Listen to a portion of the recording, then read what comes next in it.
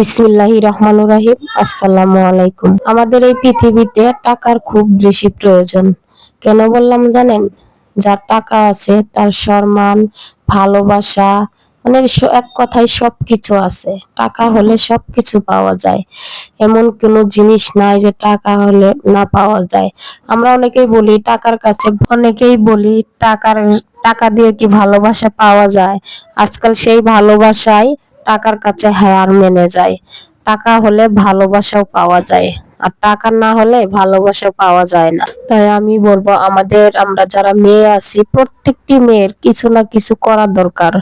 অবশ্যই নিজের পায়ে দাঁড়ানো দরকার।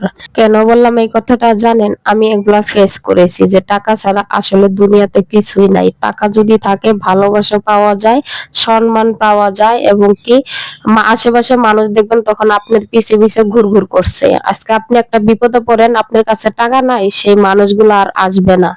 আমি একটা বিপদে পড়েছিলাম, কিন্তু আমার আত্মীয় স্বজন, আমার ধরেন চাচাতো ভাইয়েরা সবারই মোটামুটি কম বেশি টাকা পয়সা আছে, কিন্তু ওই বিপদের সময় আমার পাশে কেউ দাঁড়ায়নি, অথচ আমি তাদের সবারই অনেক কিছু করছি, অনেক, যা ওরা কখনোই ভুলতে পারবে না। সে না আসার কারণটা কি জানেন? টাকা। তখন আমার কাছে কোনো টাকা ছিল না, তাই তারা আমার পাশে দাঁড়ায়নি। ওই গল্পটা হয়তোবা আরো অন্য একটি ভিডিওতে শেয়ার করব, আমি কি বিপদে পড়েছিলাম। সেদিন থেকেই বুঝলাম যে জীবনে টাকা থাকলে আসলে সবকিছু পারা যায়, টাকার কাছে সবকিছু হেরে যায়। এক কথায় বলতে গেলে আপনার কাছে টাকা আছে তো আপনার সব আছে। এই পৃথিবীতে আসলে টাকার খুব দরকার, তাই আমরা নিজেরা নিজের পায়ে দাঁড়ানোর চেষ্টা করব। যাই হোক, অনেক কথাই বললাম, ভুল ত্রুটি হলে ক্ষমা দৃষ্টিতে দেখবেন। আর যে যেখান থেকে দেখতেছেন অবশ্যই আমার ভিডিওটি ভালো লাগলে একটা লাইক করবেন এবং কমেন্ট করবেন, আর সাবস্ক্রাইব করে পাশে থাকবেন। আমি হয়তো ভয়েস দিতে একটু সমস্যা হচ্ছে, নতুন তো, পরে হয়তো আস্তে আস্তে ঠিক হয়ে যাবে। তাই কেউ কিছু মনে না করে প্লিজ দয়া করে আমার চ্যানেলটি সাবস্ক্রাইব করে দিবেন।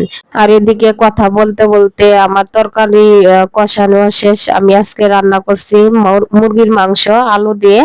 আলুটা হয়তো অনেক বেশি দেখা যাচ্ছে, কিন্তু আমার বাচ্চারা আছে তো আলু অনেক পছন্দ করে, সেজন্য আমি প্রত্যেকটি তরকারিতে আলু একটু বেশি বেশি করে দেই। অনেকেই আবার আছেন আলু খান না, তবে আমাদের খাইতে আমাদের আলু সবারই পছন্দ।